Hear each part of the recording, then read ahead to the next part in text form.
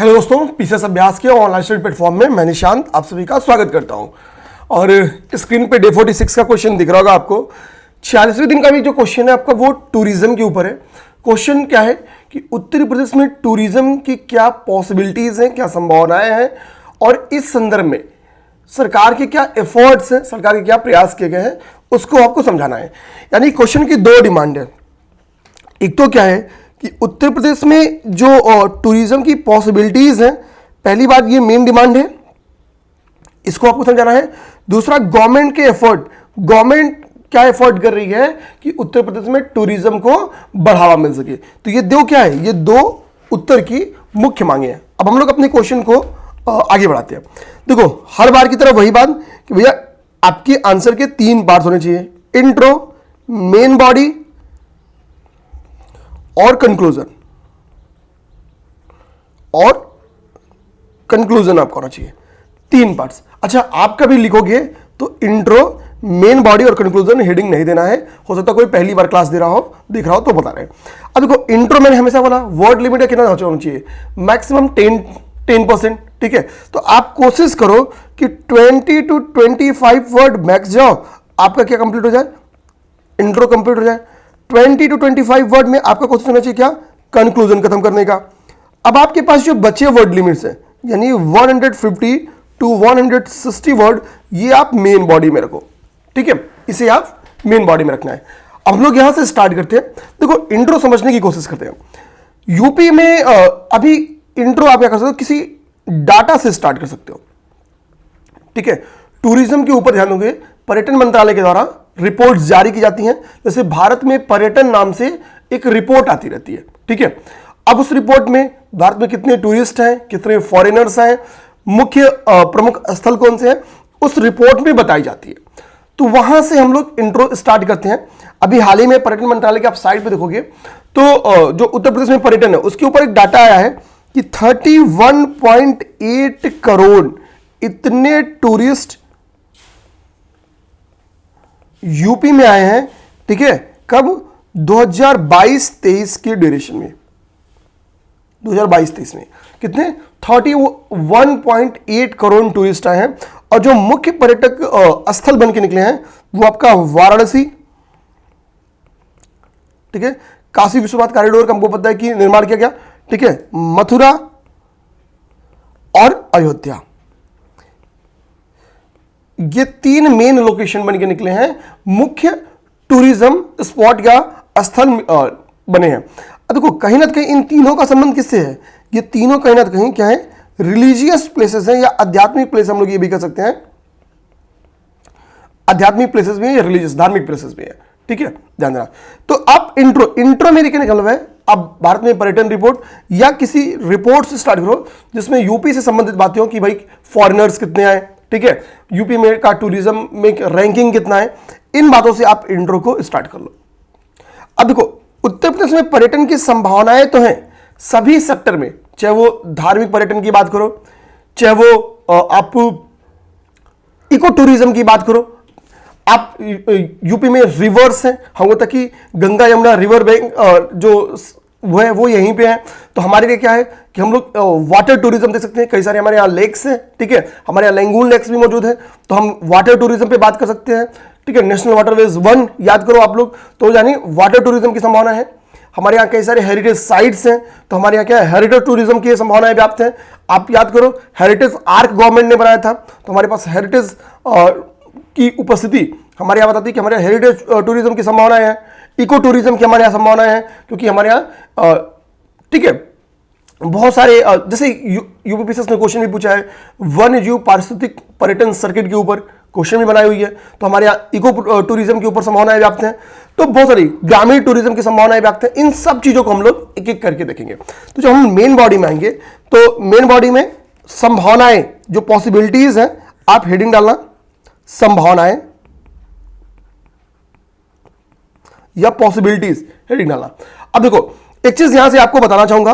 देखो पीसीएस अभ्यास एक प्रयास नाम से बैच चला रही है जो कि डेली आंसर राइटिंग बैच है।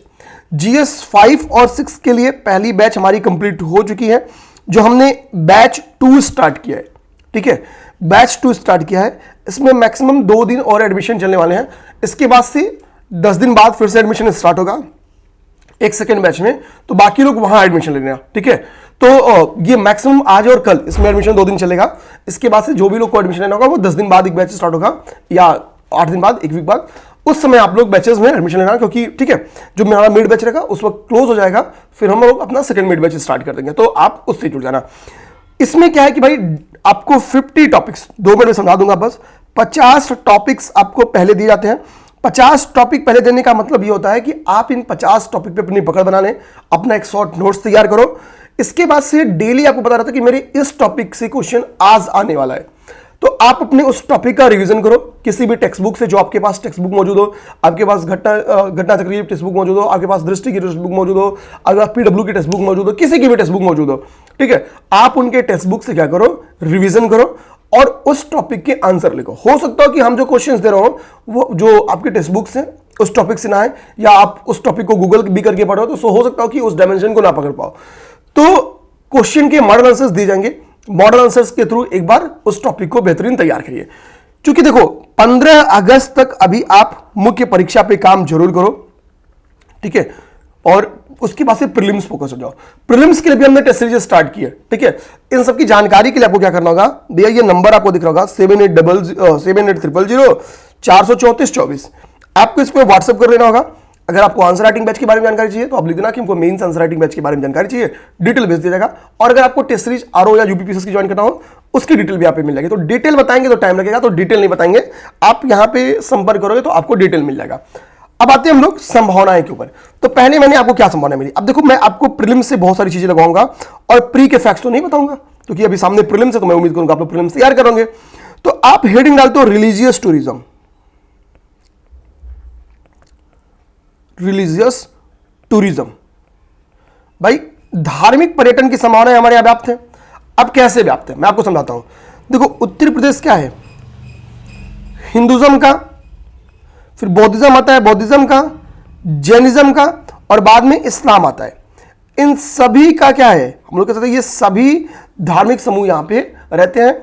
अब इस्लाम, अब ध्यान देना कि यूपी क्या रहा है, यूपी देखोगे कि आपके जो वो दिल्ली सल्तनत हो, दिल्ली सल्तनत के भी ड्यूरेशन में यूपी इसके दायरे में आता था, खासतौर पे सरके डायनेस्टी। दूसरी इंपॉर्टेंट चीज देखो, दूसरी इंपॉर्टेंट चीज मुगल ड्यूरेशन, मुगल ड्यूरेशन। आगरा लंबे समय तो क्या रही है, कैपिटल रही है, तो मुगल ड्यूरेशन भी यूपी का इंपैक्ट देखने को मिलेगा। इसके बाद से आपको अवध दिखाई पड़ेगा, अवध। अब होता क्या देखो, इस ड्यूरेशन में क्या होगा, कई सारे इस्लामिक आर्किटेक्चर्स का डेवलपमेंट होगा, कई सारे मकबरे बनाए जाते हैं, कई सारे सूफी संत उत्तर प्रदेश में निवास करते हैं। तो यानी रिलीजियस, अब देखो हिंट क्या दे रहा हूं, तो इस्लामिक टूरिज्म में आप क्या समझा सकते हो, जो सूफी संतों की दरगाह मौजूद है आप उनकी चर्चा कर सकते हो। जैनिज्म, जैनिज्म के तीर्थंकर, पता कुल कितने तीर्थंकर हुए हैं, कई सारे Jainism, max of the Jainism तीर्थंकर का जो संबंध है वो आपके उत्तर प्रदेश से 4 जैन तीर्थंकरों का संबंध, ठीक है, हाँ 4। अयोध्या से आपका संबंध है, उनका जन्म अयोध्या में हुआ है, ठीक है। तो जैनिज्म का संबंध उत्तर प्रदेश से, वाराणसी से भी जैनिज्म तीर्थंकरों का संबंध है। बौद्धिज्म, भगवान बुद्ध से संबंधित कई सारे स्थल, ठीक है, कई सारे स्थलों का संबंध उत्तर प्रदेश से संबंधित है। एक तो चलो मैं एग्जांपल में बताता हूं आपको, कुशीनगर। कुशीनगर हमको पता क्या, मल्लों की राजधानी थी, ठीक है, मल्लों की राजधानी हुआ करती थी कुशीनगर। तो जाहिर सी बात है भैया यहाँ पे क्या है, भगवान बौद्ध का महापरिनिर्वाण मंदिर स्थित है। और हिंदुज्म के कई सारे टेक्स्ट मस्जिद, आध्यात्मिक स्थल, अयोध्या, वाराणसी, मथुरा, ठीक है। तो ऐसे बहुत सारे आध्यात्मिक स्थल मौजूद है। तो यानी रिलीजियस टूरिज्म की संभावनाएं व्याप्त है उत्तर प्रदेश में, ठीक। अब इनके एग्जाम्पल के साथ आप समझा सकते हो एक एक चीज, ओके। तो यहां किसी को दिक्कत नहीं होगी, ये तो आप लोग समझ गए। सेकेंड चीज आप देखो क्या समझा सकते हो, सेकेंड रीडिंग, सेकेंड रीडिंग आप इको टूरिज्म बताओ। आप देखो इको टूरिज्म के ऊपर सेपरेटली भी क्वेश्चन बन क्या सकता है, एक अलग से भी प्रश्न बना सकता है। इको टूरिज्म के ऊपर आपको बहुत सारे एग्जांपल, आपने हमारे यहाँ कई सारे, हमारे यहाँ जो कह सकते हैं हम लोग जो टाइगर रिजर्व्स हैं, जो वन्यजीव अभ्यारण्य है, उनका एग्जांपल देख सकते हैं हम लोग। तो अपने पास क्या इको टूरिज्म संभावने के बहुत सारे ऑप्शन हैं। 2019 में यूपीपीसीएस ने क्वेश्चन पूछा हुआ है, उत्तर प्रदेश के वन्य जीव पारिस्थितिकी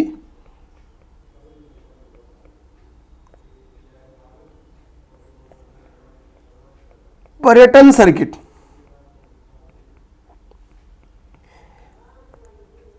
इसकी विशेषताओं के ऊपर चर्चा करने के लिए 2019 में क्वेश्चन आया था। तो वन्य जीव पर्यटन सर्किट के ऊपर आप चर्चा कर सकते हैं।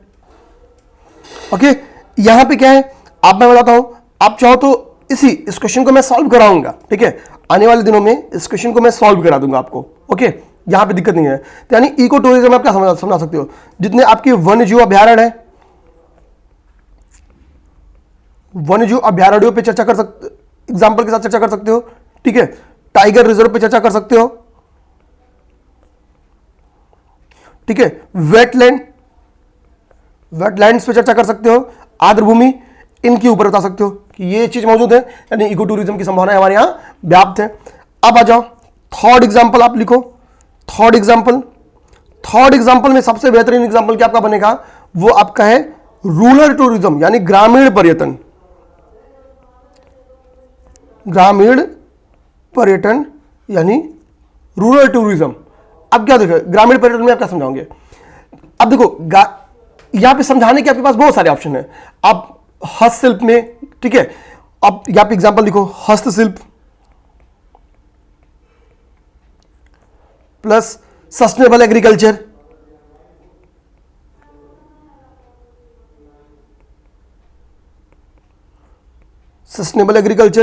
आप इन सभी चीजों के ऊपर समझा सकते हो।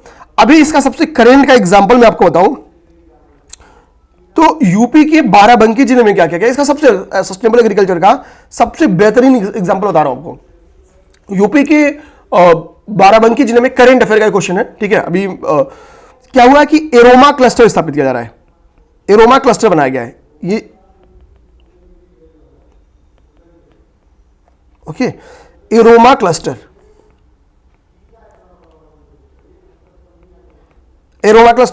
यानी सुगंधित पौधों का क्या किया जा रहा है, एक खेती की जा रही है इनडायरेक्टली। 30 किसानों की लैंड पे क्या कर रहा है, पायलट प्रोजेक्ट के तौर पे इसको स्टार्ट किया गया। पुदीना की इसमें मेनली एग्जांपल के तौर पे समझो कि इसमें आपको समझा रहा हूं बस कि पुदीना की क्या किया गया है, और भी कई सारे प्रजातियों का मतलब यूज किया गया, केवल पुदीना ही नहीं, लेकिन इसके सुगंधित जो वैरायटीज है वो लगाए गए हैं। और पुदीना का तेल निकालने के लिए भी क्या किया गया है कि सोलर पैनल स्टेब्लिश किया जा रहा है, यानी टोटल जीरो कार्बन इमिशन का ध्यान रखा गया है, सस्टेनेबल एग्रीकल्चर का ध्यान रखा गया है। तो अब सोचो जब एरोमा क्लस्टर यहां पे डेवलप किया जाएगा तो एरोमा क्लस्टर के डेवलप होने का क्या होगा कि यहां पे टूरिज्म, यहां पे पर्यटन के बढ़ने की संभावनाएं व्याप्त हो जाएंगी। इसी तरह से ये जीआई टैक्स जो दिए जाते हैं, ठीक है, तो जीआई टैक्स भाई जैसे मान लो कि हस्तशिल्प के क्षेत्र में जिस एरिया को जीआई टैक्स दिया तो उस एरिया में क्या होगा भाई, संबंधित सामान की खरीदारी के लिए या ठीक है देखने के लिए क्या होगा कि टूरिज्म बढ़ेगा, ठीक है, पर्यटन बढ़ेगा। तो ग्रामीण पर्यटन की संभावनाओं के ऊपर चर्चा कर सकते हो। करेंट अफेयर में एरोमा क्लस्टर वाला जो बाराबंकी का एग्जांपल है वो सबसे बेटर एग्जांपल है। अब देखो आगे मैंने क्या बताया कि भैया आपके पास एक और, ये क्या हो गया, 3 हो गया। नेक्स्ट देखो 4th नंबर पॉइंट आप देखो तो आपके पास क्या है, वाटर टूरिज्म, यानी जल पर्यटन की संभावनाएं व्याप्त है। आपके पास वाटर टूरिज्म यानी जल पर्यटन की संभावनाएं व्याप्त है, ठीक है, वाटर टूरिज्म। ओके, अब वाटर टूरिज्म में क्या है, हमको पता कि भाई कि उत्तर प्रदेश में क्या है, गंगा यमुना रिवर सिस्टम है, तो भाई नदी तंत्र मौजूद है, तो पर्यटन के साधन मौजूद है। सोचो दूसरी बात, इन नदियों के किनारे भाई कई सारी पौराणिक स्थल स्थित है, तो भाई इसलिए भी टूरिज्म के साधन मौजूद है। अब यहां पे क्या है, यहां पे आप चाहो तो लिख सकते हो नेशनल वाटरवे 1 के ऊपर चर्चा कर सकते हो, ठीक है। ये है हमारे यहाँ कई सारे लेक्स हैं, ठीक है। सबसे अच्छा एग्जांपल लैंगून लेक का आपका रामगढ़ताल लेक पड़ता है।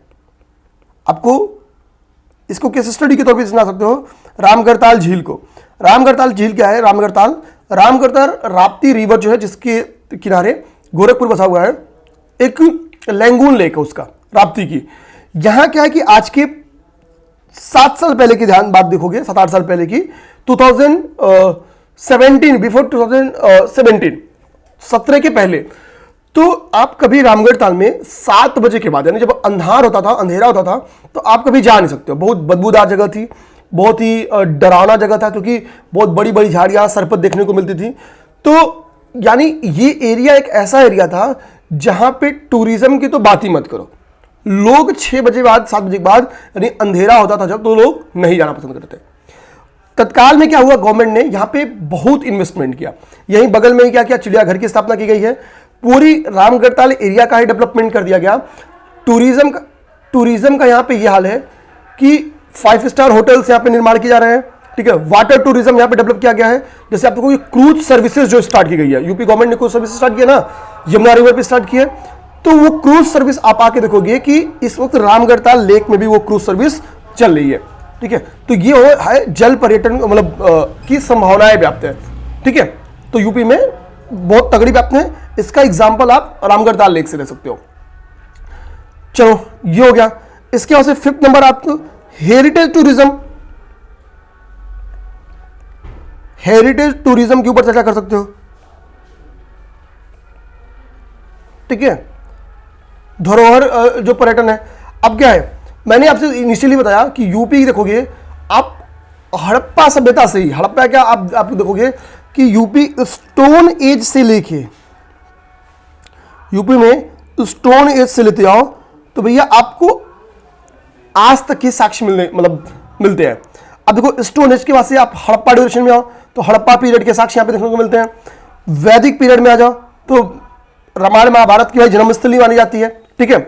तो वैदिक पीरियड के यहां पे है। उसके बाद से आगे आ जाओ तो पूरा बुद्धा ड्यूरेशन जो है वो यूपी से संबंधित है, तो इनसे संबंधित के सारे स्तूपाज वगैरह यहां पे मौजूद है, ठीक है। और जैनिज्म ड्यूरेशन आ जाओगे तो वहां का भी संबंध है। फिर मुगल इस्लामिक पीरियड में आओ, चाहे आप दिल्ली सल्तनत की बात करो, चाहे आप मुगल ड्यूरेशन की बात करो, उसका संबंध यहां से है। बीच में मौर्य ड्यूरेशन और गुप्ता ड्यूरेशन की बात करो, उनका भी संबंध यहां से है।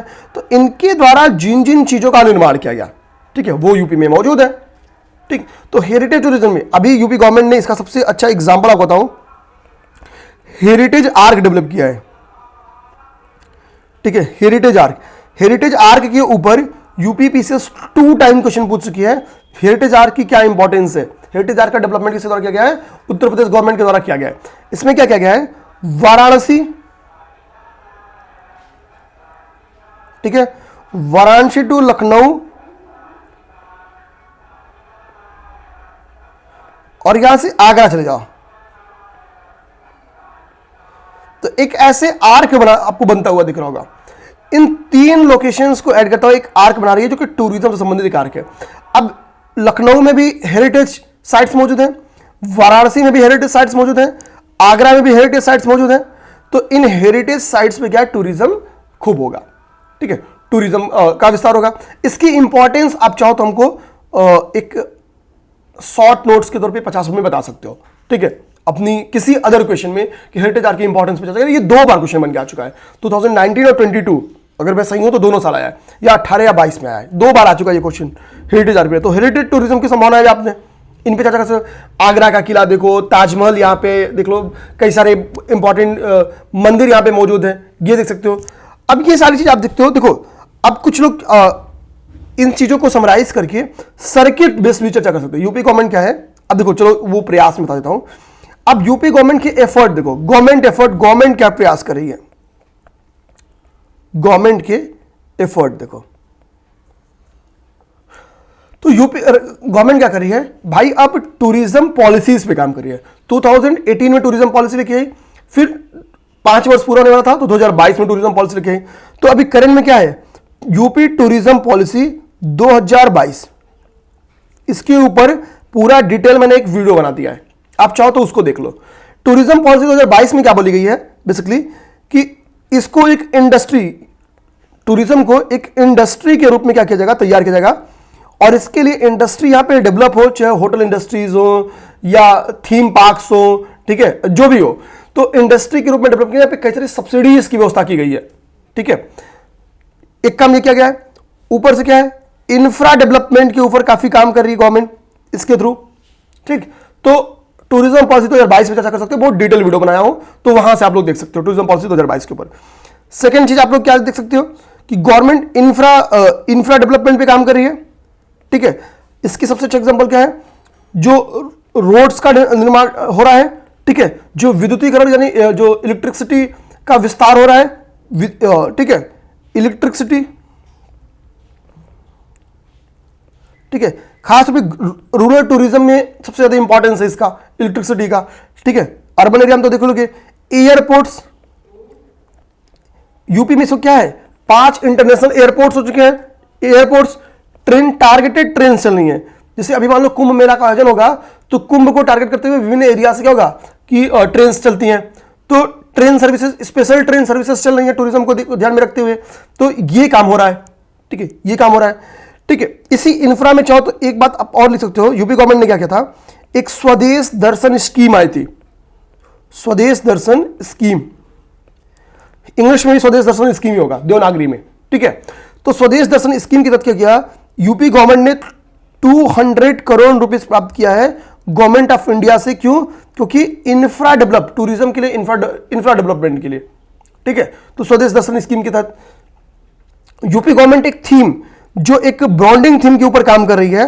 नेक्स्ट देखो वो थीम क्या है, यूपी नहीं देखा तो इंडिया नहीं देखा, यूपी नहीं देखा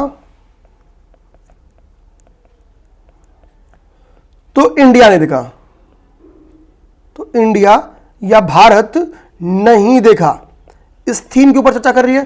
तो ये थीम क्या कर रही है कि भैया आप आ रहे हो भारत घूमने, के आ रहे हो, कोई भी विदेशी पर्यटक मान लो भारत घूमने आ गया, तो विदेशी पर्यटकों से कहा जा रहा है कि भैया आप यूपी जरूर आओ, क्योंकि यूपी आओगे तो आप हमारे यहाँ रिलीजियस टूरिज्म की संभावनाएं व्याप्त आप देख सकते हो, आप यहाँ हमारे यहाँ हेरिटेज टूरिज्म की संभावनाएं व्याप्त आप देख सकते हो। तो हमारे यहाँ बहुत सारी संभावनाएं व्याप्त हैं, और केवल कुछ खास एरिया नहीं कि आप आके आगरा घूम के चले गए, आप आके मथुरा घूम के चले गए, हमारे पास एक बार आओ तो थोड़ा अंदरूनी यूपी भी घूमो, तो पूरा यूपी देखो तो आपको समझ में आएगा। अच्छा, इसी के लिए गवर्नमेंट क्या करे, इंफ्रा पे काम कर रही है, ताकि फॉरेनर्स आए तो जाके बताएं हमारे थोड़ा अंदर भी यूपी घूम के आओ, ठीक है, ऐसा नहीं कि बाहर बाहर से चले जाओ। तो इसी के लिए यूपी नहीं देखा तो इंडिया ने देखा, इस अभियान पे काम कर रही गवर्नमेंट। चौथा, गवर्नमेंट ब्रांडिंग के ऊपर काम कर रही है। किस चीज का, जैसे अभी मान लो कि कुंभ मेले का आयोजन होने वाला है, तो कुंभ मेले के आज ही से आप देखोगे गवर्नमेंट विभिन्न एरियाज पे, विभिन्न प्लेटफॉर्म पे नुक्कड़ नाटक, फलना ढिमका के तहत इंटरनेशनल, मतलब जैसे भी नेशनली इंटरनेशनली क्या कर रही है कि कुंभ मेले को बहुत व्यापक प्रचार कर रही है, ताकि इसको कवरेज मिले, ज्यादा से ज्यादा लोग प्रयागराज आ सके, ठीक है, और ठीक है तो घूम सके। तो जब वो आएंगे प्रयागराज तो भाई और एरियाज में घूमेंगे, इससे क्या होगा, यूपी में टूरिज्म बढ़ेगा। आप देखो रामायण, जो रामायण का आयोजन किया जाता है अयोध्या में, गवर्नमेंट क्या कर रही है, दीपोत्सव कार्यक्रम की मैं बात कर रहा हूं, तो इतने दिए जला देती, कईयों लाख दिए जला देती है, तो वो क्या होगा, गिनीज बुक में रिकॉर्ड दर्ज हो जाता है। तो वो क्या थी, इस ब्रांडिंग के ऊपर काम कर रही है कि भाई आप आओ, अब आगरा, ठीक है, और इन एरियाज को छोड़ के थोड़ा अंदर आओ और हमारे यहां इन एरियाज को देखो। इसी तरीके से कई सारा महोत्सव चला जा रहे हैं, लखनऊ महोत्सव, ठीक है, फलना महोत्सव, ढिमका महोत्सव, कई सारे इंपॉर्टेंट महोत्सव का आयोजन क्या कर रही है गवर्नमेंट। क्यों? लोकल महोत्सव, ताकि इंटरनल टूरिज्म को बढ़ावा मिल सके, ठीक है, लोग जाएंगे एक जगह से दूसरी जगह तो फिर उस एरियाज के बारे में समझेंगे। तो ये सारा काम क्या है गवर्नमेंट कर रही है, ठीक है, इसके ऊपर आप डिटेल चर्चा कर सकते हो। अब रही बात कंक्लूजन की, आ जाओ निष्कर्ष की बात करते हैं, या कंक्लूजन की बात करते हैं, निष्कर्ष की बात करते हैं। अब देखो टूरिज्म एक ऐसा हथियार है जिससे आप क्या कर सकते हो, देखो अब फिर कंक्लूजन का हिंट दूंगा, अब क्या करना है। टूरिज्म की पहली बात कंक्लूजन में आप लिख सकते हो, टूरिज्म को सोशल इकोनॉमिक डेवलपमेंट से जोड़ सकते हो, सोशल इकोनॉमिक डेवलपमेंट से जोड़ के एक बात लिख सकते हो। क्योंकि देखो जब टूरिज्म क्या है, जो कास्ट हायरार्कीज है उसको कम करती है भाई, समझे ना। तो एक तो ये फायदा है।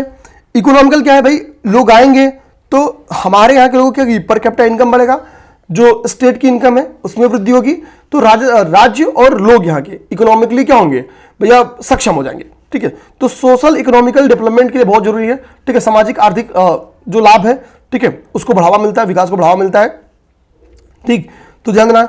अच्छा, आप चाहो तो टूरिज्म को इसके पहले वाले में आप $1 ट्रिलियन यूपी गवर्नमेंट का टारगेट है, कब तक? इन 2027 टिल 2027 तक उत्तर प्रदेश का टारगेट है कि भाई हम $1 ट्रिलियन की इकोनॉमी बनेंगे। और $1 ट्रिलियन की इकोनॉमी बनने में क्या हो सकता है कि सबसे ज्यादा जो इंपॉर्टेंस भूमिका दे सकता है इसमें उत्तर प्रदेश की अर्थव्यवस्था को इतनी बड़ी अर्थव्यवस्था बनाने में, वो आपकी टूरिज्म दे सकता है। क्योंकि टूरिज्म में क्या है, टूरिज्म में चौमुखी विकास की, ठीक है, संभावनाएं जो होती हैं वो व्याप्त होती हैं। तो $1 ट्रिलियन की जो इकोनॉमी है उसको भी प्राप्त करने में सहायता कर सकता है या महती भूमिका निभा सकता है। कंक्लूजन में इन पॉइंट्स को आप डाल सकते हो, ठीक है। चाहो तो आप अगला पॉइंट, टूरिज्म, एक सस्टेनेबल टूरिज्म, ठीक है। आप ये सोच सकते हो कि टूरिज्म, ठीक है, डेवलपमेंट को बढ़ावा देता है, लेकिन गवर्नमेंट को सस्टेनेबल टूरिज्म पे ध्यान देने की जरूरत है, ठीक है।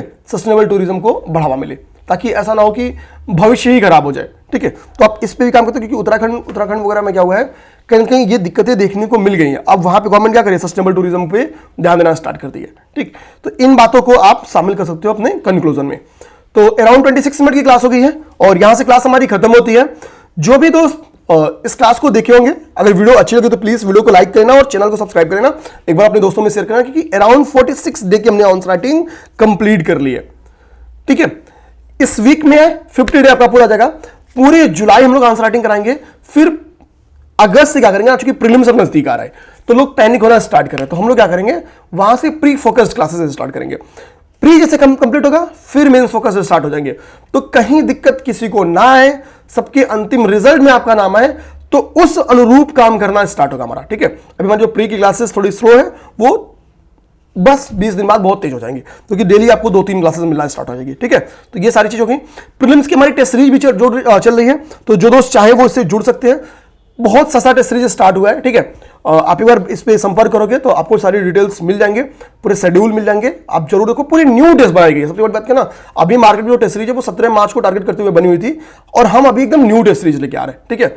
तो सबसे बेटर है आप इसको ज्वाइन करो और अंतिम चयन लो। जय हिंद, जय भारत।